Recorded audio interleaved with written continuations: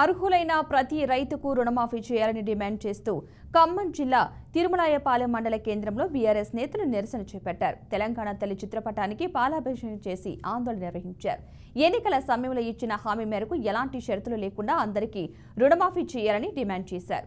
రేవంత్ ప్రభుత్వం రైతులను మోసం చేస్తుందని మండిపడ్డారు. సీఎం రేవంత్ రెడ్డి దిష్టిబొమ్మను దహనం చేశారు. తర్వాత మండల వ్యవసాయ అధికారికి వినతి పత్రం అందించారు.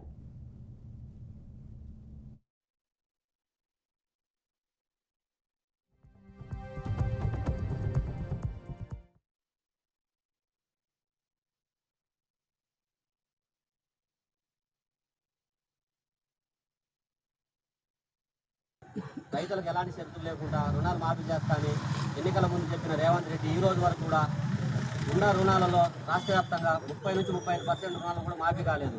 ₹1,00,000 వాళ్ళ ఇంతవరకు కొంతమంది కాలేదు, ₹1,50,000 వాళ్ళే కాలేదు, ఈరోజు ₹2,00,000 వాళ్ళే కూడా కాలేదు. అలాగే 2 లక్షల పైకున్న కుటుంబాలందరినీ రైతుల్ని ఎంత పైన డబ్బులు మొత్తం కట్టమని బ్యాంకర్లు ఇబ్బంది పెడుతుంటే వాళ్ళు పెట్టుబడి సాయం అందక బ్యాంకులు కట్టలేక సతమతం అవుతూ రోజు బ్యాంకుల చుట్టూ ఇళ్ల చుట్టూ తిరుగుతూ అప్పులు వ్యవసాయం చేసుకోలేక చాలా ఇబ్బంది పడతారు.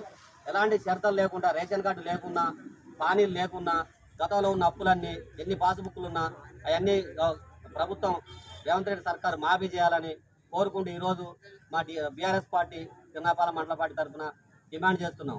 ముఖ్యంగా రేవంత్ రెడ్డి సర్కారు వచ్చి 9 నెలలైన ఈ వ్యవధిలో ఇంతవరకు ఒక్క మహిళలకు బస్సు తప్ప ఏ కార్యక్రమం కూడా ప్రజలకు చెందలేదు. మన పెన్షన్లు 4,000 అన్నారు, 4,000 పెన్షన్ రాలేదు. రైతు భరోసా 15,000 అన్నారు, ఎమ్మటే తెచ్చుకోవాలన్న రైతు రుణాలు రాలేదు, రైతు భరోసా రాలేదు.